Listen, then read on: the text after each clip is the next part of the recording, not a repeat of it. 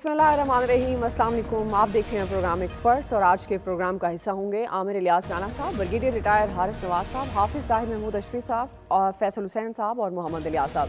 नाज़रीन, आज की जो सबसे बड़ी और अच्छी खबर है वो तो ये है कि शाहीनों ने पूरी कौम की शान बढ़ा दी है। ऑस्ट्रेलिया के शहर सिडनी में T20 वर्ल्ड कप के सेमीफाइनल में कौमी टीम ने शानदार खेल पेश किया और न्यूजीलैंड को शिकस्त देकर फाइनल में पहुंच गया है। खेल के मैदान में तो नाज़रीन मौजे हो रहे हैं, तकदीरें और तदबीरें बदल रही हैं, लेकिन अगर हम सियासी मैदान की बात करें तो बेयकीनी की कैफियत है और सियासी दर्जा हरारत मुसलसल बढ़ रहा है। इल्ज़ामात और बयानात का सिलसिला भी जारी है। इमरान खान साहब ने एक बार फिर लॉन्ग मार्च की भरपूर तैयारी मुकम्मल कर लिया है। हिकमत अमली को हतमी शक्ल दी जा रही है। सियासी मैदान से भी कौम एक बड़े मौजे के इंतजार में है, ताहम मुस्तकबिल करीब में ऐसा होता दिखाई नहीं दे रहा। नाज़रीन, इमरान खान के बगैर कल वज़ीराबाद से लॉन्ग मार्च दोबारा शुरू होने जा रहा है। इमरान खान वीडियो लिंक के जरिए इस लॉन्ग मार्च से खिताब करेंगे, कारकुनों का लहू गरमाएंगे और रावलपिंडी से मार्च की जो है क़यादत वो इमरान खान साहब करेंगे। नाज़रीन, गवर्नमेंट ने भी अपनी तैयारी मुकम्मल कर ली है। प्राइम मिनिस्टर शहबाज शरीफ मिस्र के बाद लंदन पहुंचे हैं। आज वो नवाज शरीफ से मुलाकात करने जा रहे हैं, जिसमें ज़राए के मुताबिक अहम और बड़े फैसलों की तवक्को की जा रही है। इस सारी जो सूरत हाल है, इस पर शेख रशीद साहब एक दावा कर रहे हैं। वो ये कह रहे हैं कि रावलपिंडी का इजलास और लंदन मीटिंग अहम फैसलों का फाइनल राउंड है। इलेक्शन से सिलेक्शन तक सारे अहम फैसले रावलपिंडी में होंगे। इसी मुनासबत से एक्सपर्ट्स के लिए पहला और बड़ा सवाल, हाफिज ताहिर साहब, मैं आपसे आगाज़ करूँगी। चूँकि मुल्की सियासत का फाइनल राउंड शुरू हो चुका है, जिस तरह मैंने जिक्र भी किया, शेख रशीद साहब का हवाला दिया, नवंबर के महीने को इंतहाई अहम करार दिया जा रहा है। आपके ख्याल में आने वाले दिनों में क्या और कौन कौन से अहम फैसले हैं जो हो सकते हैं और किस लिहाज से नवंबर को इंतहाई अहम कहा जा रहा है? बिस्मिल्लाहिर्रहमानिर्रहीम, अहमदुहु व नुसल्ली व नुसल्लिमु अला रसूलिहिल करीम। देखिए, गुजारिश ये है कि एक तो नवंबर के अंदर लॉन्ग मार्च है और नवंबर में एक बड़ी जो तैनाती है, जो चीफ ऑफ आर्मी स्टाफ का मामला है, उसके हवाले से फैसला होना है। तो इसलिए कुछ लोगों का ख्याल है और कि उस फैसले से मुत्तसिल कुछ फैसले होंगे। तो ये तो आने वाले दिन ही बताएंगे, अय्याम ही बताएंगे कि क्या फैसले होते हैं, क्योंकि जो कल रावलपिंडी में मीटिंग हुई, ना मैं उसमें था, ना शेख रशीद साहब थे, ना जो इस वक्त तबसरे कर रहे हैं जो वहाँ थे, उन्होंने अभी तक कोई तबसरा या कोई बयान जारी नहीं किया है कि जिस पर हम कह सकें। लेकिन पाकिस्तान में अमन और इस्तेहकाम जो है ये बहुत ज़रूरी है और इसके हवाले से बातचीत होनी चाहिए। हम पहले भी कहते आए हैं, अब भी कहते हैं, अगर सदर मुमलिकत को किरदार अदा कर सकते हैं तो उनको किरदार अदा करना चाहिए। कोई सियासी कुव्वतें किरदार अदा कर सकती हैं तो उनको देखना चाहिए। अल्लाह ताला ने मेहरबानी की है, ये जो खान साहब पर हमला हुआ उसमें उन्हें कोई ज्यादा नुकसान नहीं हुआ, कोई बड़ा, यानी एक जान का नुकसान भी पूरी इंसानियत का है। उसमें वो एक उनका कारकुन या साथी जो है वो शहीद हो गया, वो खुद भी जख्मी हुए और भी उनके लोग जख्मी हुए। तो ये सारी चीजें हमारे सामने मौजूद हैं और इसका हल ये है कि बैठकर बात की जाए। पाकिस्तान में लॉन्ग मार्च या जत्थों या धरनों या जुलूसों या मुजाहरों से अगर आपने निज़ाम बदलना है तो फिर ये निज़ाम नहीं चल सकेगा, कोई भी नहीं चला सकता है। पहले भी हुआ है, ये आइंदा भी होगा और इलेक्शन का फैसला भी सियासी कुव्वतों ने करना है ना। देखें, एक बात बड़ी वाज़ेह है, ठीक है, इमरान खान साहब की जमात एक बड़ी जमात है, वो पॉपुलर है, जमातें हैं ना, वो मुस्लिम लीग हो, वो जमीयत उलमा हो, वो पीपल्स पार्टी हो, बाकी वो भी इसी मुल्क की हैं। ये कैसे हो सकता है कि आप कहें जी नहीं, एक की बात माने, बाकियों की बात ना आप माने, बाकी तो लिहाजा कुछ ना कुछ अगर बातचीत होती है और इस मामले में कुछ पेशरफ्त होती है तो फिर मुमकिन है कोई एक आध महीना बिल इम्कान गवर्नमेंट पीछे आ जाए या PTI जो है वो आगे चले। तो ये चीजें जो गुफ्तगू है, गुफ्तगू से ही मसाइल हल होते हैं। लेकिन अगर ये दोनों अतराफ, जैसे अभी आप देखें, आज सुबह की बात है कि 6 लोग थे सिर्फ एयरपोर्ट रोड के ऊपर पिंडी इस्लामाबाद में। आमिर इलियास राणा साहब बता सकते हैं, उन्होंने रोड रोका हुआ था और कम से कम 40-50 बल्कि ज्यादा गाड़ियां जो थी वो बेचारे खड़े थे कि अब 6 लोग हैं कुर्सियां रख के बैठे हुए हैं और आग लगा के। ये जो अजियत है लोगों को कि रोड बंद है और बच्चे अब 2 दिन स्कूल की छुट्टी कर दी जी। कितने लोग हैं, आप अभी कैमरा भेजें और चेक करवा लें पिंडी इस्लामाबाद की सड़कों पे।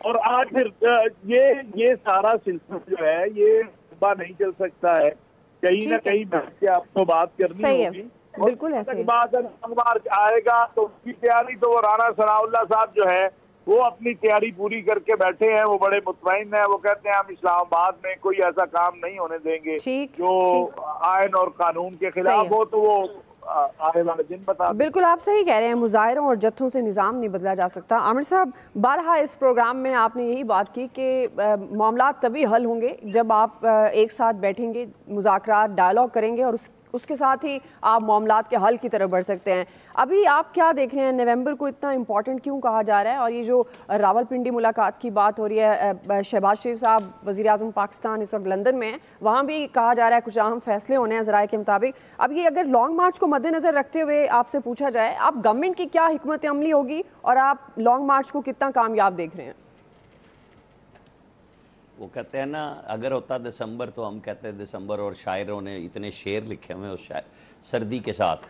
लेकिन जाहिर है कि आज लॉन्ग मार्च की तैयारियां हैं और सड़कों पे पुलिस की सदारत में सड़कें रोकी जा रही हैं, केपी में भी और पंजाब में भी। जाहिर है वो प्रोटेक्शन उनको उन्हीं के लोग दे रहे हैं। लेकिन अहम तरीन चीज़ें ये हैं कि हमें ये समझना चाहिए कि इस वक्त हम कई दफ़ा ये बात कर चुके कि आर्मी चीफ़ की तैनाती होनी है, chairman joint chief of staff की तैनाती होनी है। और जहाँ तक मेरी इतला है 28 को chairman joint chief of staff की होती है और 29 की आर्मी चीफ़ की होती है। और पिछली दफ़ा यानी 8 से 6 साल पहले नवाज शरीफ ने जब किया था तो 26 नवंबर को जनरल राहिल शरीफ की जगह पे जनरल बाजवा को अनाउंस कर दिया था कि वो पाकिस्तान के नए आर्मी चीफ़ होंगे। तो उसके बाद फिर इमरान खान ने अगस्त 19 में एक्सटेंशन अनाउंस की, जो सुप्रीम कोर्ट में नवंबर में फंसी और जनवरी में जाके ला के ज़रिए बदली। अच्छा, मैं आपको ये खबर दे दूं कि लंदन में जो मीटिंग हो रही है उसके अंदर अभी तक जनरल बाजवा की एक्सटेंशन का मामला ख़त्म नहीं हुआ। जनरल बाजवा अलविदाई दौरे हमारे हिसाब से कर रहे हैं, जो हम क्योंकि ये जो विजिट्स हो रहे हैं उनके, आज वो पेशावर कोर में थे, फिर बीच में 2-3 दिन का गैप आया, इस्लामाबाद में उन्होंने कुछ जगह पे जाके मीटिंग्स की, अपनी फॉर्मेशंस में जाके मुलाकातें भी की सारी, जो अलविदाई होती हैं। और सेरेमोनियल यही होता है तरीक़ाकार कि जनरल बाजवा की तरफ से DGISPR भी अनाउंस कर चुके। मैं भी मतलब उस बात को नहीं कह रहा, लेकिन मैं अपनी खबर के हिसाब से कह रहा हूँ कि 2-3 चीज़ें हैं कि जी क्या जनरल बाजवा को 1 साल के लिए रजामंद कर लिया जाए कि अगले साल जब इलेक्शन हो वही आर्मी चीफ हों और सारी चीज़ों को सिस्टम के तहत कर लिया जाए।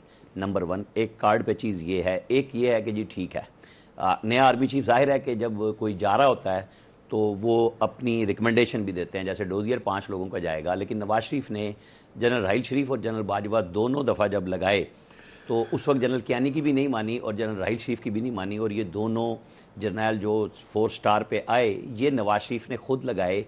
साबका जाते हुए आर्मी चीफ की रिकमेंडेशन में नंबर 1 पे वो नहीं थे और आज वो मौजूद होंगे इन फैसलों के अंदर। गुफ्तगू में जाहिर है कि वो एक बिल्कुल पाकिस्तान एक नई उस सियासत को देख रहा है जिसके अंदर पाकिस्तान की फ़ौज को मतून किया जा रहा है। अब आप बेशक कहते रहें कि जी मैं इमरान खान साहब की बात कर रहा हूँ कि जी उनके जो फॉलोअर्स हैं वो निशाना पाकिस्तानी फ़ौज को मनाते हैं। आज DGISPR ने ट्वीट किया है पाकिस्तानी टीम के जीतने पे, नीचे जाके देख लें कि क्या कमेंट्स किस तरह हो रहे हैं। ये शख्सियात पे नहीं बात हो रही, यहाँ इदारे को बतौर इदारा निशाना बनाया जा रहा है जो लम्हा फ़िक्रिया हमारे लिए होना चाहिए। इंडिया तो खुशी मना रहा है, तो यहाँ सिस्टम को ठीक करने के लिए जाहिर है कि अगर नए आर्मी चीफ आएंगे तो वो फैसले उनके जांचे जाएंगे, देखे जाएंगे जब वो टेक ओवर कर चुके होंगे, स्टिक चेंज हो चुकी होगी। लेकिन जो DGISI ने उस दिन ब्रीफिंग दी थी तो उन्होंने कहा था कि ये 10 से 15 साल जिन लोगों ने क़यादत करनी है उन लोगों के साथ नतीजे में हमने पॉलिटिकल होने का फैसला किया है। तो अब पॉलिटिकल के ऊपर इमरान खान साहब को खासी मुश्किल है कि जो उनका तुर्की का इंटरव्यू था तो उन्होंने पूछा उनसे बार बार TRT वालों ने कि आप क्या ये चाहते हैं कि फ़ौज गैर जानिबदार हो जाए या आपके साथ लग जाए, जिसका वो जवाब इधर उधर से दे रहे थे ना, वो CNN पे दे चुके। मतलब बात इसकी नहीं है कि पाकिस्तान को हमें कहाँ लेके जाना है। पाकिस्तान के लिए देखें कि अब जो शर्म शेख में शहबाज शरीफ ने, मैं बात थोड़ी सी लंबी हो रही है लेकिन उन्होंने जितनी मीटिंग्स की, क्या वो उनकी कोई जाती PR बन रही है? अगर मोहम्मद बिन सलमान से वहाँ दोबारा मीटिंग हुई है और एक ऑयल रिफाइनरी मेरे साहब में कन्फर्म होने जा रही है, उसके ऊपर मुआहदा होने जा रहा है और उसी की बुनियाद पे शाह महमूद कुरैशी ने आज कहा है कि हम उनको खुशामदीद कह रहे हैं क्योंकि वो दौरा इस लॉन्ग मार्च के बावजूद मुलतवी होने नहीं जा रहा।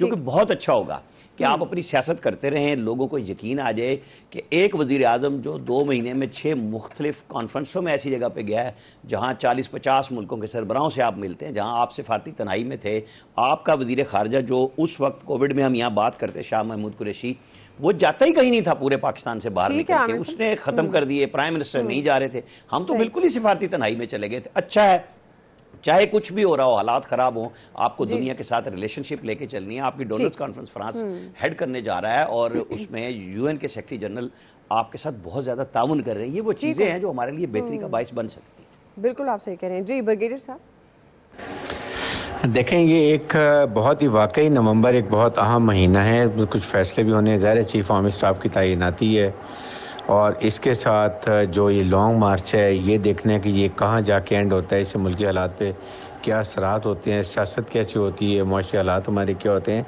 सब देखने की बात है।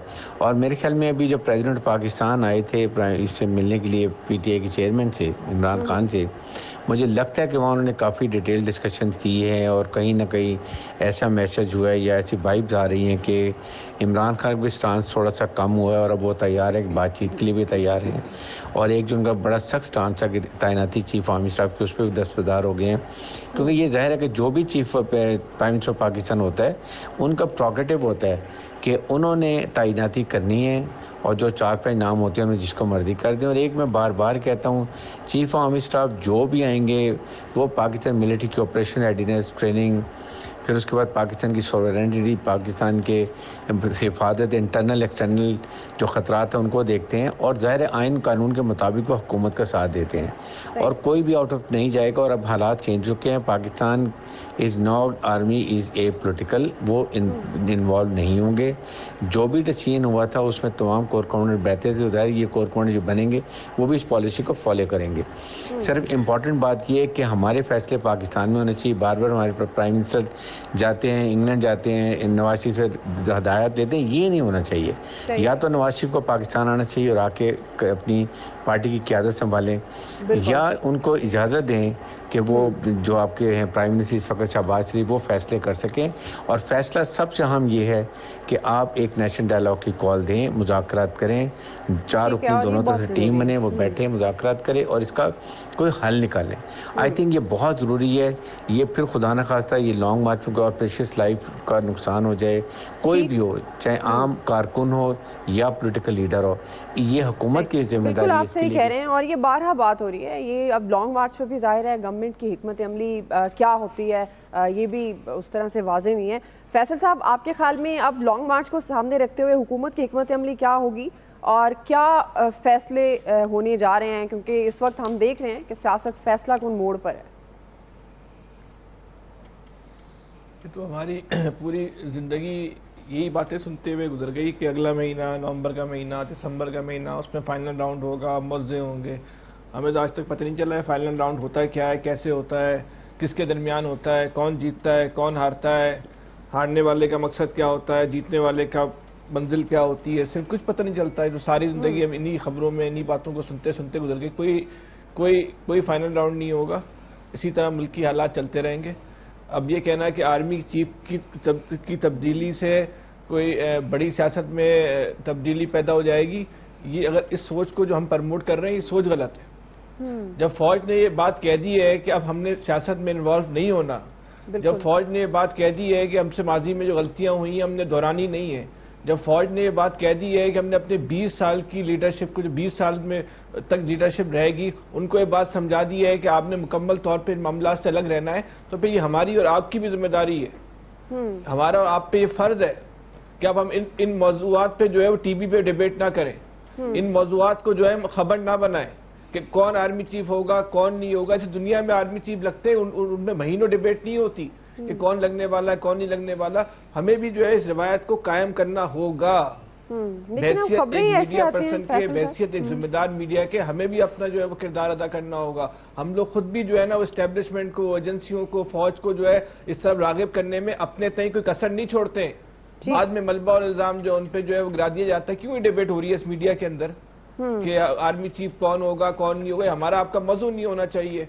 अच्छा, जहाँ तक इमरान खान के बयानिए का ताल्लुक है, तो ये इमरान खान की कामयाबी है। इमरान खान का देखे मतमा नजर को समझें, इमरान खान के बयानिए को समझें, इमरान खान के बयानिए का जहाँ जश्न मनाया जा रहा है उस सोच को समझें कि ये दुश्मन, आपका दुश्मन भी ये चाहता है कि पाकिस्तान में अदम इस्तेकाम रहे, पाकिस्तान के जो इंस्टीट्यूशन है वो मुतनाज़ा रहे, पाकिस्तान के जो है कौमी सलामती से वाबस्ता अफराद हैं वो मीडिया में ज़ेरे बहस रहे।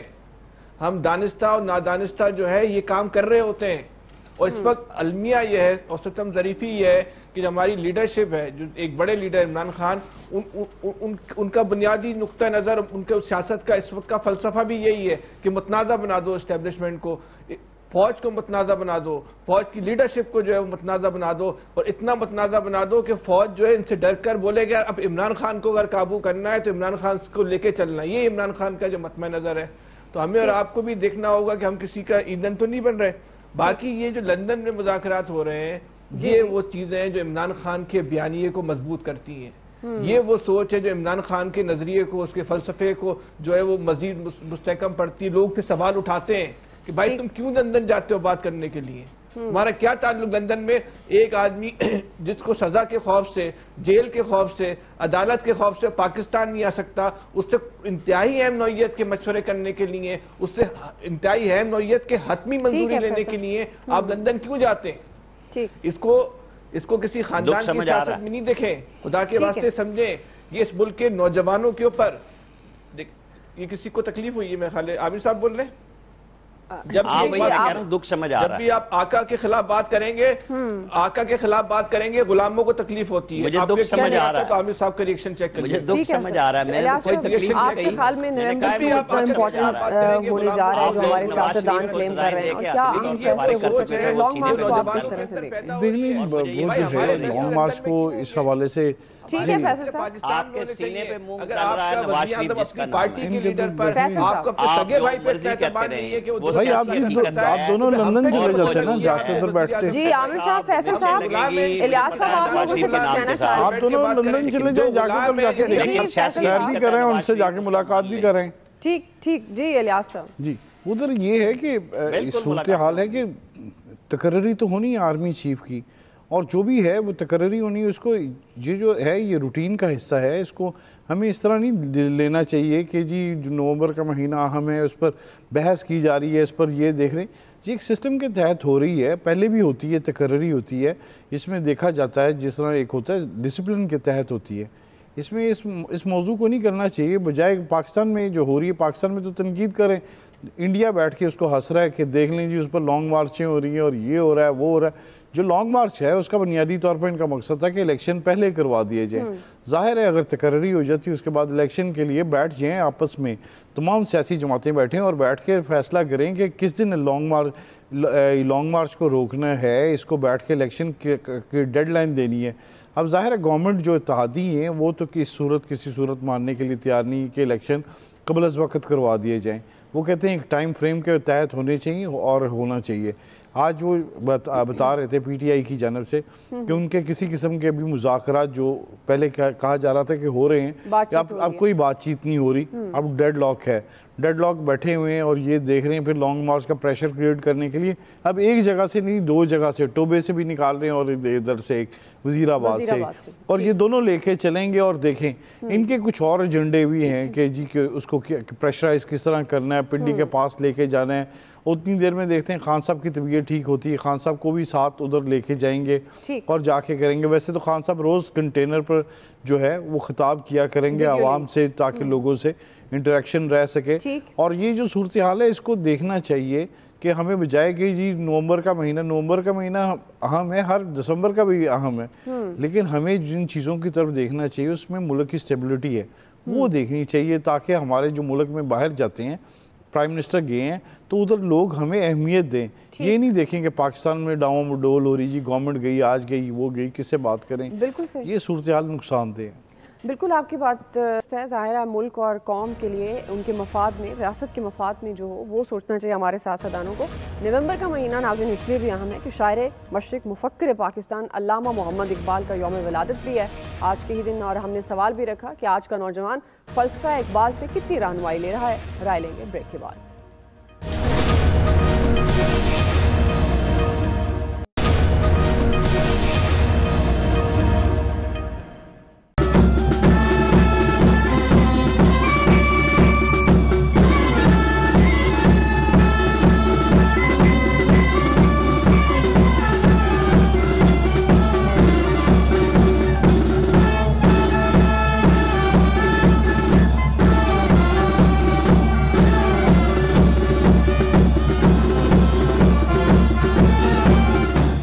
नाज़रीन आज 9 नवंबर है। मुल्क भर में फ़िलासफ़र, मुफक्किर, सियासतदान, दरवेश, सूफ़ी, बेमिसाल शायर और हकीमुल उम्मत डॉक्टर अल्लामा मोहम्मद इकबाल का 145वां यौम पैदाइश मिली जोश व खरोश से मनाया जा रहा है। नाज़रीन, अल्लामा इकबाल के अफ़कार और पैगाम पूरी कौम और मुस्लिम उम्मत की रहनुमाई का ज़रिया है। उन्होंने अपने कलाम में कौम और मिल्लत के अमराज और कमज़ोरियों की निशानदेही की है।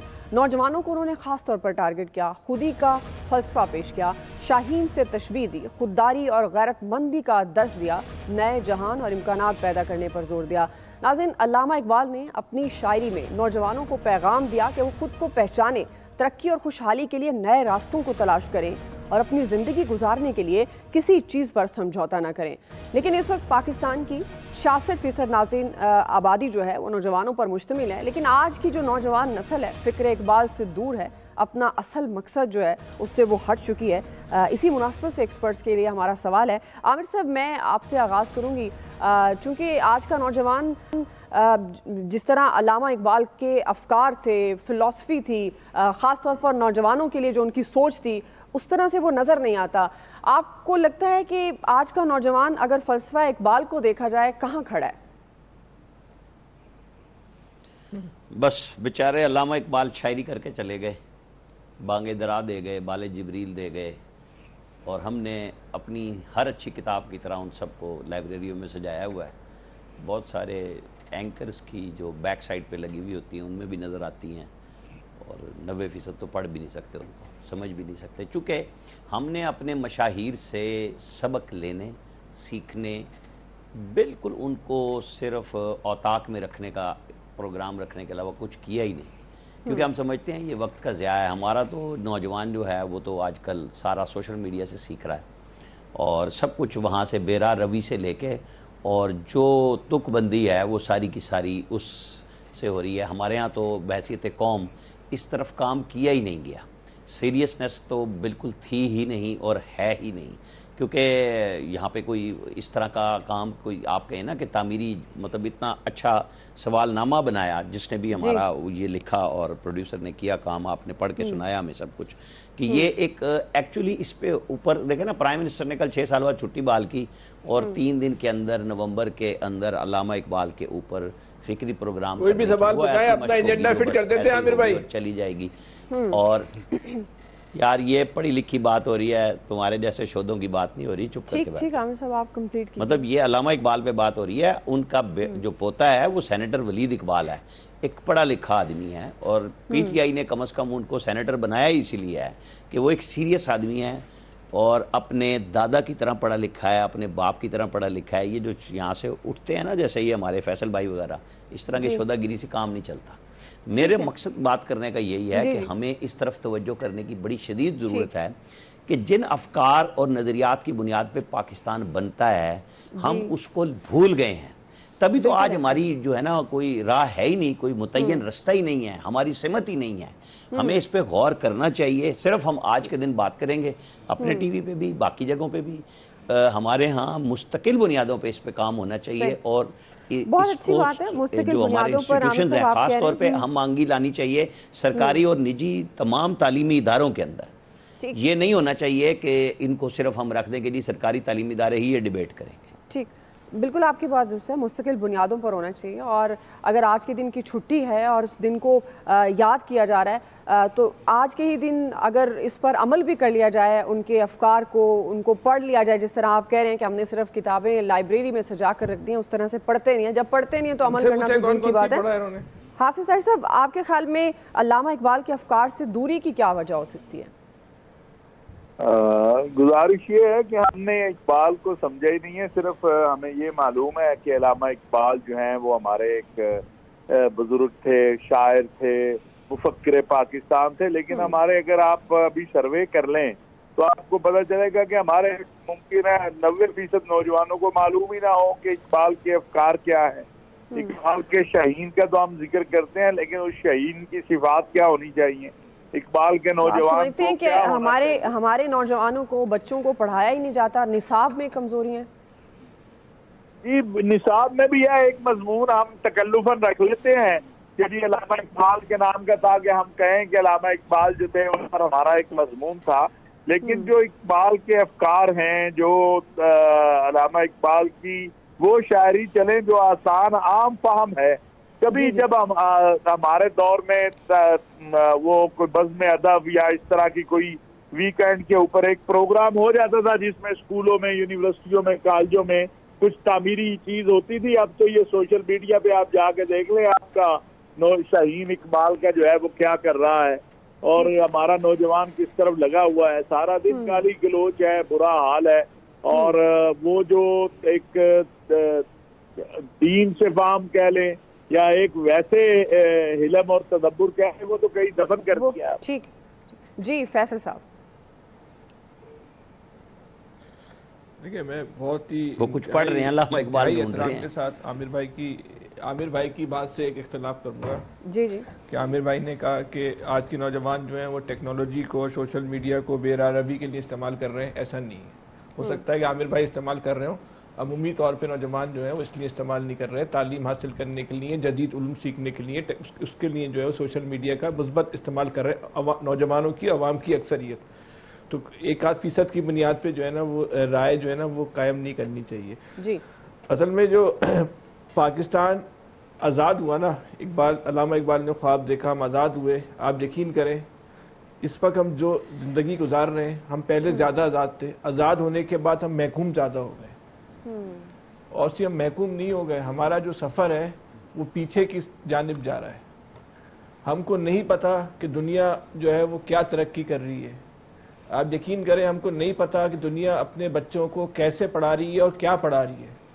हमको नहीं पता कि जो हमारे बच्चे क्या पढ़ रहे हैं, कैसे पढ़ रहे हैं, और इनका पढ़ावा जो है इनके भी कोई, हमारे अपने बच्चों के भी कोई काम आएगा नहीं आएगा। हम अपने बच्चों को जहालत सिखा रहे हैं, और ये इसका जिम्मेदार कौन है? इसका जिम्मेदार हमारी लीडरशिप है। हमारी लीडरशिप ने क्या किया कि बोला इस कौम को ज़हनी गुलाम बनाओ, इस कौम को दौले शाह का चूहा बनाओ, इस कौम को जो है भिखारी बनाओ, और अपने एजेंटों की शक्ल में जगह जगह ज़हनी गुलाम बिठा दिए जो उनको तहफ़्फ़ुज़ फराम करें। हमें सबसे पहले ज़हनी गुलामी से बाहर निकालना होगा इस कौम को। हमें सोचना नहीं आता, हमें अब सोचने की सलाहियत पैदा करनी पड़ेगी। हमारे पास बसीरत नहीं है। हम इज्तिमाई तौर पे भी जो है सामने का लिखा हुआ, दीवार का लिखा हुआ नहीं पढ़ सकते। हमको नहीं पता कि 10 साल के बाद की दुनिया क्या होगी, हमें आज का नहीं पता कि आज दुनिया क्या है। आपका पॉइंट आ गया। आप समझते हैं कि लीडरशिप इसके जिम्मेदार है? बड़ी अहम बात बता रहा हूँ मैं, आपको यकीन करें। जी, मेरे बातें आपको आमिर साहब भी बताएंगे। किसी दिन पूरा शो करेंगे इस पे फैसल साहब। इनको कहना पड़ रहा है कि ये बात अहम करते हैं। जी बिल्कुल, जैसे आमिर भाई भी कह रहे थे कि जो इकबाल के अफकार थे, उनकी जो शायरी थी, उस पर कोई ऐसा इसको रखा गया सिर्फ अलमारियों की हद तक, लाइब्रेरी की हद तक, इस पर करना चाहिए था। ने कौन सी शायरी पढ़ी है इकबाल की? इनको बताना चाहिए था। ये गवर्नमेंट की भी जिम्मेदारी थी, प्राइवेट सेक्टर की। अब आप मुझे बताएं अल्लामा इकबाल की शायरी ताकि लोगों को बताते, उस पर अमल दरामद करवाते। दुनिया भर में भी, ईरान में, जर्मनी में, दुनिया भर में उनकी शायरी से फ़ायदा उठाया उनको समझा, उन पर अमल दरामद किया। हमारे यहाँ उनको हमारे कौमी शायर हैं, तो हमने उन पर यही किया था। कल बड़े हम खुश थे कि जी छुट्टी होगी उनके दिन पे, इकबाल डे जी मनाया जाएगा। पहले स्कूलों में एक दिन के लिए नहीं बल्कि इसको निसाब में शामिल करना चाहिए, बेहतर अंदाज में चाहिए, ताकि लोग इनको समझें और पढ़ें और समझें इनको। सही, आपका पॉइंट आ गया, मेरे पास टाइम कम है। जी ब्रिगेडियर साहब। आज का दिन पाकिस्तान की ज़ाहिर है अवाम जो है वो इकबाल डे मना रही है, और अल्लामा इकबाल शायर मशरिक, उनकी इतनी कंट्रीब्यूशन है पाकिस्तान बनाने में। पाकिस्तान के उस वक़्त जितने रहनुमा थे उनको एक गाइडलाइन देने की, फोकस डायरेक्शन करने के लिए, और सबसे बड़ा उनके लिए नौजवानों के लिए पैगाम था कि आप शाहीन हैं और चट्टानों पे बसेरा करें। ये उनके अल्फाज थी जो अभी भी ये होने चाहिए, और हम इस चीज़ को भूल गए हैं। आई थिंक टुडे एक नया अहद करना चाहिए कि हमें अल्लामा इकबाल की तालीमात पे असर जो होता है उस पर फैसला करना चाहिए, फॉलो करना चाहिए, और फिर जो उन्होंने एक हमें कहा है कि आप एक अच्छी सोच रखें। साहब आप खुद ही को कह रहे हैं आज के दिन एटलीस्ट अहद ही कर लिया जाए कि अल्लामा इकबाल के अफकार पर अमल हम करेंगे, ये अहद भी कर लिया जाए तो अभी भी ज़्यादा देर नहीं हुई। ब्रेक लेते हैं नाज़रीन, ब्रेक से हम वापस आएंगे। तीसरा सवाल, क्रिकेट के मैदान में शाहीनों की शानदार कारकर्दगी पर हम सवाल रखेंगे। क्या कौमी टीम 1992 के वर्ल्ड कप की तारीख दोहरा पाएगी? राय लेते हैं ब्रेक के बाद।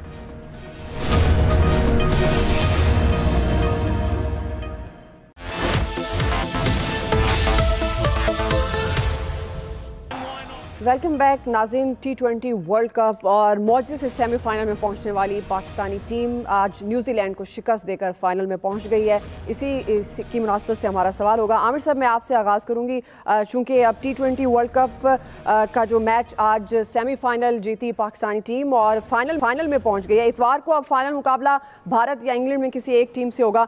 आपको लगता है कौमी टीम 1992 की तारीख दोहरा पाएगी? देखें जी, बात यह है कि सबसे पहले तो सबको मुबारक, एक ऐसा खेल, एक ऐसी जीत जो हम सबके चेहरों पे खुशी लेके आती है। दिल दिल पाकिस्तान, जान जान पाकिस्तान, सब ने देखा, एंजॉय किया, और अल्लामा इकबाल डे पे शहबाज शरीफ ने छुट्टी दे के इस मैच के लिए और ज़्यादा यकजहती बढ़ा दी कि जी चलें लोग आराम से ये मैच देख सकेंगे, बजाय दफ्तरों से फैसल साहब की तरह इधर उधर भाग के जाएँ। बहुत अच्छा हुआ है, और अल्लाह करे कि इतवार का दिन अब इंग्लैंड से हो तो 1992 में वहीं खड़े थे हम, और इंडिया से हो जाए तो बहुत मज़े का हो जाएगा, कोई इशू नहीं है।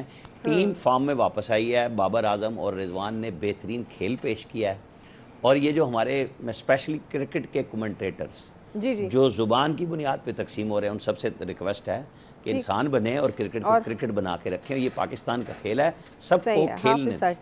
ठीक जी, हाफिज साहब। ये भी बात ये है कि मुबारकबाद है कौम के लिए, हमारे खिलाड़ियों के लिए, और इंशाअल्लाह हमें अच्छी उम्मीद रखनी चाहिए। फाइनल भी हम जीतेंगे अल्लाह के फजलो करम से, कोशिश करेंगे, मेहनत करेंगे। बच्चों को शाबाश देनी चाहिए, जहाँ उनके हंसी तैसी फेरते रहते हैं जब वो हारते हैं, बिल्कुल तो भी उनको शाबाश मिलनी चाहिए। और मैं तो कौम को भी और उन लड़कों को भी मुबारकबाद दूंगा। ठीक है, इंशाअल्लाह हौसला और हिम्मत रहे, इंशाअल्लाह फाइनल भी जीतेंगे। जी फैसल साहब। एक तो मजा आया, और बस सबकी नजरें ये है कि फाइनल जो है वो भारत के साथ हो, तो भारत के साथ खेलने का एक लुत्फ ही अलग होता है। बिल्कुल, तो कोई भी जीते कोई भी हारे, लेकिन एंजॉयमेंट था, तो हमें इसको एंजॉयमेंट के तौर पे लेना चाहिए, और इतवार को इंशाअल्लाह जो है और कौम जो है दिलचस्पी के साथ देखेगी मैच। वैसे आपको और आमिर साहब का भी कोई T20 करवा लेना चाहिए। इलियास साहब। जी बिल्कुल सर, आमिर साहब ने तो बात, भाई मैं एक बात कह दूं, अगर आप बुरा नहीं माने, आमिर साहब ने जिस तरह जबरदस्ती शहबाज शरीफ साहब को फिट करा, मुझे तो इस बात का खौफ आ रहा था कहीं ये ना बोल दे कि आज जो है शहबाज शरीफ की वजह से पाकिस्तान जीत गया। जी इलियास साहब, बस यही है कि टीम को बिल्कुल आज की तरह परफॉर्म करना चाहिए, ताकि फाइनल में बेहतर अंदाज में हम खेल सकें, और टीम के जो आपस में जो कोऑर्डिनेशन और जो फील्डिंग वगैरह पर तवज्जो देनी चाहिए, और बॉलिंग वगैरह पर इमरान खान समेत, बस जाहिर है इंशाल्लाह इसी तरह। टाइम खत्म हो गया, और जाहिर है हम ये दुआ करेंगे इंशाल्लाह इतवार को जो वर्ल्ड कप है वो पाकिस्तानी टीम ही लेगी। इसी के साथ ही नाज़रीन इजाज़त दीजिए, अपना ख्याल रखिएगा, अल्लाह।